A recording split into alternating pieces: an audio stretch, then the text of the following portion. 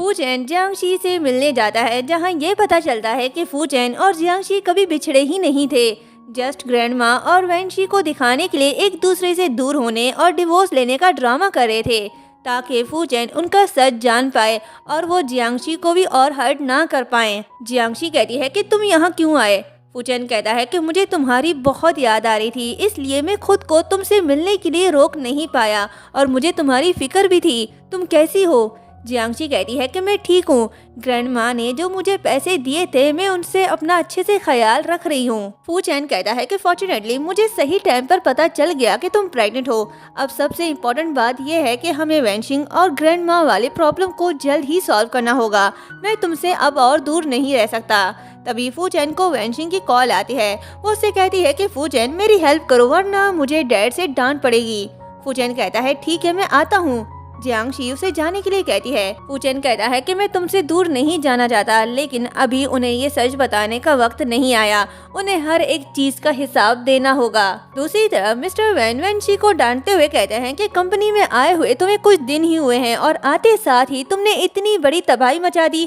क्या तुम वो सब भूल गई जो मैंने तुम्हें सिखाया था?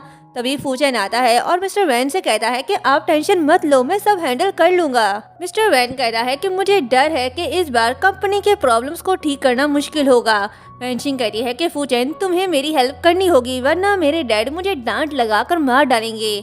मिस्टर वैन फिर से वैनशिंग को डांटने लगते हैं, तो फू चैन उनका गुस्सा देकर अपनी चाल चलता है और उनसे कहता है कि मैंने ये एक्सपेक्ट नहीं किया था कि इस बार सिचुएशन इतनी सीरियस होगी। अब बस एक ही रास्ता है, आपको अपनी कंपनी फू ग्रुप के साथ मर्ज करना होगा। जब सब ठीक हो जाएगा तो फिर से अपनी कंपनी मुझसे ले लेना। मिस्टर वैन मान जाते हैं, जिसके बाद फू चैन कॉन्ट्रैक्ट पर साइन करा होता है। वैनशिंग उसे प्यार से देख रही होती है, तो फू चैन भी उसे प्यार से कहता है कि अगर तुम मुझे ऐसे ही देखती रहोगी तो मैं ठीक से काम नहीं कर पाऊंगा।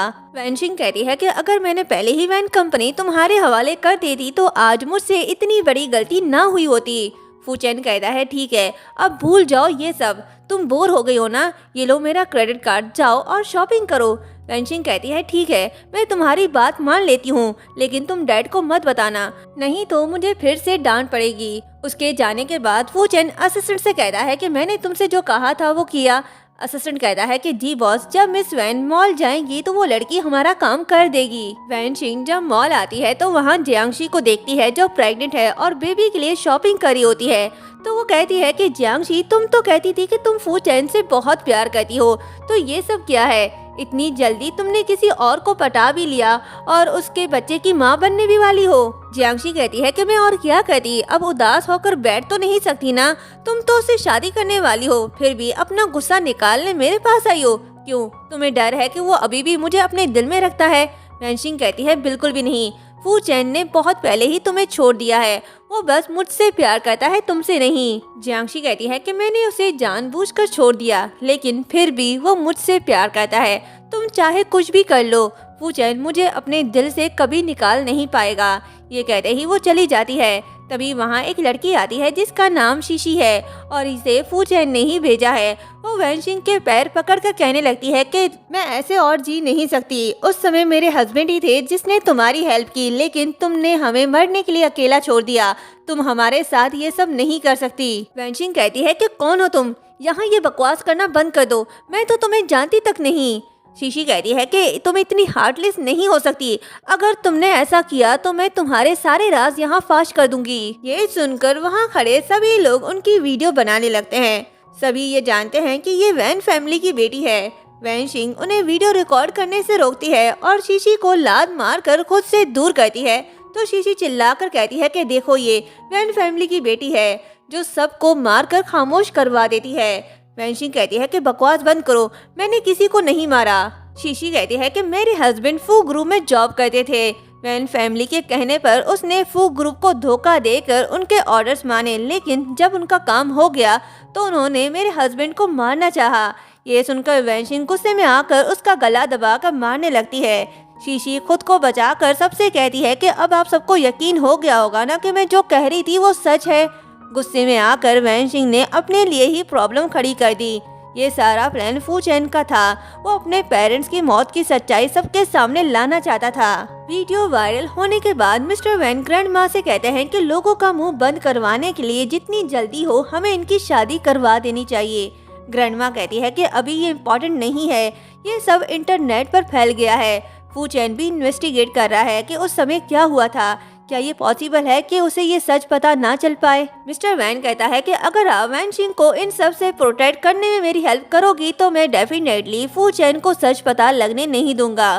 ग्रैंडमा कहती है कि वैनशिंग का फू फैमिली में शादी करना अभी इम्पॉसिबल है, लेकिन मैं वादा करती हूँ वैनशिंग को आंच तक आने नहीं दूंगी। वैनशिंग कह रही है कि डैड मैं नहीं चाहती कि आप जेल जाओ।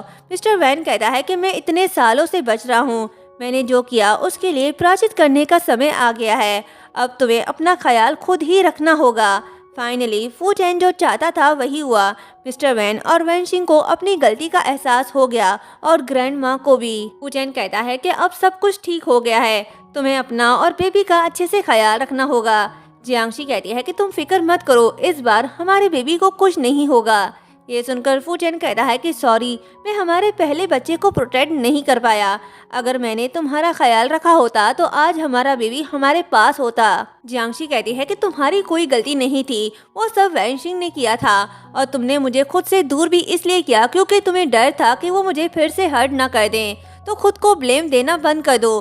तभी फू चैन न्यूज़ देखता है जिसमें लिखा होता है कि मिस्टर वैन ने अपना जुर्म कबूल कर लिया, उसने मिस्टर फू और उसकी वाइफ को मार डाला था। उसके बाद फू चैन जियांगशी को मंथली चेकअप के लिए हॉस्पिटल ले आता है तो वहाँ वैनशिंग और ग्रैंडमा भी होती हैं। उन्हें वहाँ देखकर फू चैन पूछता है कि आप यहाँ क्या करी हो। ग्रैंडमा कहती है कि मेरी तबीयत ठीक नहीं थी, मैं अपना चेकअप करवाने के लिए आई थी, दवाइयाँ लूंगी तो ठीक हो जाऊंगी।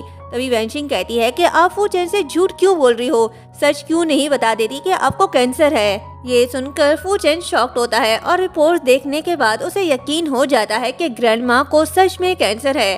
वैनशिंग कहती है कि फू चैन, ग्रैंडमा के पास ज्यादा समय नहीं बचा है, तुम्हारे पास जब भी समय हो तो उनके साथ टाइम स्पेंड करने आ जाना।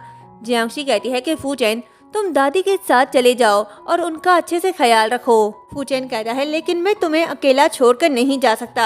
जियांगशी कहती है कि तुम मेरी फिक्र मत करो, मैं अपना ख्याल रख सकती हूँ, अभी दादी को तुम्हारी सबसे ज्यादा जरूरत है। ग्रैंडमा जियांगशी का हाथ पकड़कर कहती है कि मैं ये जानकर बहुत खुश हूँ कि तुम प्रेग्नेंट हो। क्या आज रात तुम दोनों डिनर के लिए घर आ सकते हो?